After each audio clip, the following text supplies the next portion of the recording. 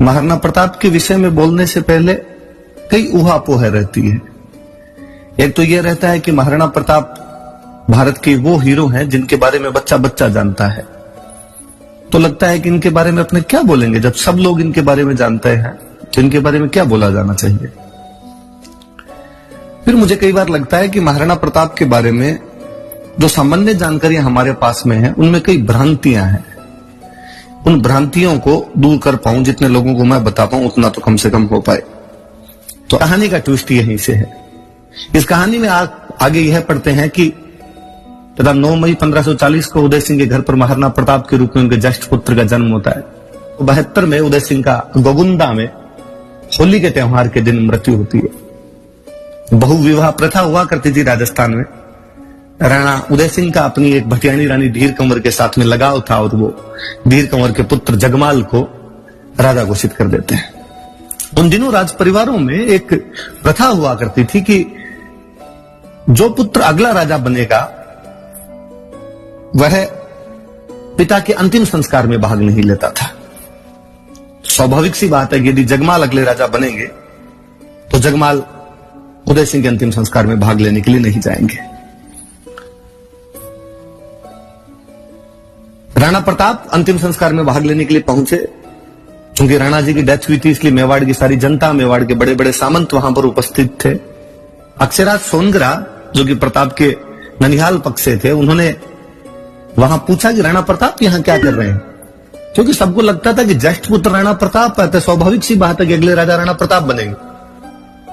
लेकिन जब उन्हें वहां पर पता चला कि अगले राजा राणा प्रताप नहीं बनकर अगले राजा जगमाल बनने जा रहे हैं, तब उन्होंने चुंडा के वंशजों कृष्णदास और सांगा की तरफ देखकर कहा कि हे चुंडा के वंशधरों, मोकल के समय से यह रिवाज चलता आ रहा है कि मेवाड़ की राजगद्दी का वारिस कौन होगा। कहा गया कि जगमाल राजा नहीं बनके प्रताप को राजा बनाया जाना चाहिए। इस बात पर चुंडा के वंशज सलुम्बर के सामंत कृष्णदास चुंडावत ने कहा कि यकीनन ये हम सलुम्बर वालों का अधिकार है कि मेवाड़ का जो अगला राजा है वो राणा जी तय नहीं करेंगे, मेवाड़ का अगला राजा हम तय करेंगे। इस प्रकार गोगुंदा में मेवाड़ की जनता तथा मेवाड़ के सामंतों द्वारा प्रताप को राजा घोषित किया गया था। इस बात पर ध्यान दिया जाए, वो राजस्थान के एकमात्र राजा हैं जिनको राज्य बपोती में नहीं मिला बल्कि जनता के द्वारा दिया गया था। यह राजतंत्र में लोकतंत्र की स्थापना है। कोई राजा किस कदर अपनी जनता में लोकप्रिय रहा होगा कि उसके राष्ट्रलग के समय जनता पूर्व राजा की आज्ञा का उल्लंघन करते हुए जगमाल को हटाकर प्रताप को राजा बना देती है। मुझे लगता है ये 1572 में प्रताप का वो जो 28 फरवरी 1572 को होली के दिन राष्ट्रतिलक है, वो अपने आप में आगे की तमाम घड़ियों की तरफ, आगे की तमाम घटनाओं की तरफ इशारा कर रहा था कि मेवाड़ की दशा और दिशा दोनों क्या होगी। राजा बनने के तुरंत बाद में जब अकबर अपना गुजरात का अभियान समाप्त करके अकबर की सेना आगरा की तरफ लौट रही थी, राणा प्रताप द्वारा उस गुजरात से आगरा की तरफ जाती हुई सेना को बीच में रोककर उस सेना से दंड वसूल लिया जाता है।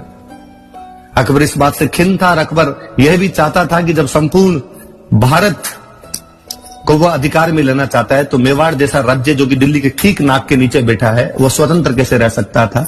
1568 में वो चित्तौड़ पर कब्जा कर चुका था, लेकिन मेवाड़ महाराणा ने उससे संधि नहीं की थी। अकबर ने प्रताप को समझाने के लिए कई दूत भेजा। तमाम लोग जानते हैं इस बारे में, उस तरफ नहीं जाना चाहूंगा। यह प्रताप के स्वाभिमान का प्रतीक है कि उन्होंने हर बार उन दूतों को बेरंग लौटाया था। एक बात की तरफ मैं इशारा करूंगा कि जब तीसरे दूत के रूप में आमेर राजा साहब भगवान दास जी आए थे और उन्होंने जब प्रताप को कहा कि आपको संधि कर लेना चाहिए, तो प्रताप उनको कहते हैं कि आज के ठीक लगभग 50 साल पहले मेरे जो दादाजी थे उनके झंडे के नीचे राजस्थान के तमाम लोग अकबर के दादाजी के खिलाफ लड़े थे। जब हम खानवा के युद्ध में सांगा के नेतृत्व में बाबर के खिलाफ लड़ रहे थे और उसमें आमेर के महाराज पृथ्वीराज भी हमारे झंडे के नीचे लड़े थे। भगवान दास जी, आप मुगलों के खिलाफ अपना झंडा खड़ा कर लीजिए, मैं आपके झंडे के नीचे लड़ने के लिए तैयार हूं, लेकिन मैं मुगलों के झंडे के नीचे लड़ने के लिए कतई तैयार नहीं होऊंगा। ये चीजें बताती है कि महाराणा प्रताप में विदेशी आक्रमणकारियों के प्रति शुरुआत से कैसा विजन था, कैसी दृष्टि थी। वो ये समझते थे कि देश की एकता के लिए आपस में एकजुट होना आवश्यक है, तभी हम विदेशी आक्रमणों का जवाब दे पाएंगे। मैं हल्दी घाटी वाले युद्ध की तरफ फिर बाद में जाऊंगा, लेकिन मैं उससे पहले कई बातों की तरफ और इशारा करना चाहूंगा। प्रताप का राज तिलक मुझे एक चीज की और याद दिलाता है कि प्रताप का राज तिलक जनता द्वारा किया गया, जगमाल को नकार दिया गया। मुझे पुनः याद आते हैं कि अयोध्या में जब महाराज दशरथ ने कहा कि राम जी को 14 साल का वनवास और भरत को राज तिलक मिलेगा, तो अयोध्या की जो जनता थी वो राम जी के साथ वनवास के लिए रवाना हो गई थी, जिन्हें राम जी समझा बुझाकर पुनः वापस भेजते हैं। मुझे लगता है कलयुग में यकीन राम के वारिस थे कि जिनके साथ जनता इस कदर जुड़ गई थी। तो भी क्यों ना, महाराणा प्रताप सूर्यवंशियों के उसी कुल से बिलोंग करते थे जिस कुल के 64वीं पीढ़ी के अंदर भगवान श्री राम हुए थे और 210वीं पीढ़ी के अंदर जाके महाराणा प्रताप का जन्म हुआ था। महाराणा प्रताप के बारे में अक्सर एक बात और कही जाती है। अक्सर कहा जाता है कि खूब सारे लोग आगे कह देते हैं महाराणा प्रताप अकेले पड़ गए थे, अन्य राजाओं ने उनका साथ नहीं दिया था, अकेले थे फिर भी देखो उन्होंने संघर्ष किया। तो मुझे लगता है यार इन लोगों ने इतिहास को ढंग से जाना ही नहीं, इतिहास को ढंग से पढ़ाई नहीं है। यदि आप महाराणा प्रताप के समय की सिचुएशन देखेंगे तो आप पाएंगे कि उस समय बांसवाड़ा के प्रताप सिंह, डूंगरपुर के आस्करण, मेवाड़ के राणा प्रताप, मारवाड़ के चंद्रसेन, सिरोही के राव सुल्तान, जालोर के ताज खान और इडर के नारायण दास। यदि मैंने जो स्थान बोले इनको आप एक रेखा के अंदर खींचेंगे तो आप पाएंगे कि ये मालवा से लेकर गुजरात तक का पूरा बॉर्डर है। इस बॉर्डर में जितने राजा थे वो तमाम लोग एक साथ थे। रणनीतियां बदल गई थी। इससे पहले राजस्थान के राजाओं की एक होने की रणनीतियां ये होती थी कि सारे के सारे जो राजा है वो एक झंडे के नीचे एक मैदान में जाके लड़ेंगे, जैसा कि खानवा के अंदर लड़े थे। लेकिन इस बार कहा गया कि नहीं, ऐसा नहीं किया जाए। सब अपने अपने राज्यों के अंदर मुगलों की खिलाफत करेंगे, सब अपने अपने राज्यों में मुगलों के खिलाफ लड़ेंगे। इसलिए तमाम राजा अपने अपने राज्यों में लड़ रहे थे। यही कारण है कि राणा प्रताप के समय में अकबर राजस्थान में एक सिंगल युद्ध नहीं जीत पाया है। कोई युद्ध नहीं जीता उस व्यक्ति ने। राजस्थान में तमाम युद्ध हार गए थे। मुझे आंकड़ों में, संख्याओं के अंदर बड़ी रुचि रहती है। जब मैं ये देखता हूं कि 1581 में मारवाड़ महाराजा चंद्रसेन राठौड़ अकबर से अजमेर छीन लेते हैं। 1582 में दिवेर के विश्व प्रसिद्ध युद्ध में, जिसकी मैं आगे खूब सारी बातें करूंगा, राणा प्रताप पूरी मुगल सेना को मार देते हैं। और 1583 के उस विश्व प्रसिद्ध दत्तानी के युद्ध में, जिसका महत्व सिरोही के इतिहास में उसी प्रकार का है जो महत्व मेवाड़ के इतिहास में हल्दी घाटी का है, सिरोही के राजा राव सुल्तान मुगलों की पूरी आर्मी मार देते हैं। मुझे लगता है 81, 82, 83 लगातार 3 साल मुगलों को 3 लगातार डिफीट, बुरी वाली डिफीट अकबर के दिमाग में बिठा गई थी कि अब राजस्थान में कोई अटैक नहीं करने। इसलिए 85 के बाद में राजस्थान में पूरे के पूरे मुगलों के अटैक बंद हो गए। उसमें क्या भय व्याप्त हुआ होगा कि वह मुगल बादशाह जो काबुल जीत रहा है, कश्मीर जीत रहा है, उड़ीसा जीत रहा है, बंगाल जीत रहा है, पंजाब जीत रहा है, साउथ इंडिया जीत रहा है, नाक के ठीक नीचे पड़े राजस्थान पे कोई हमला नहीं करता है।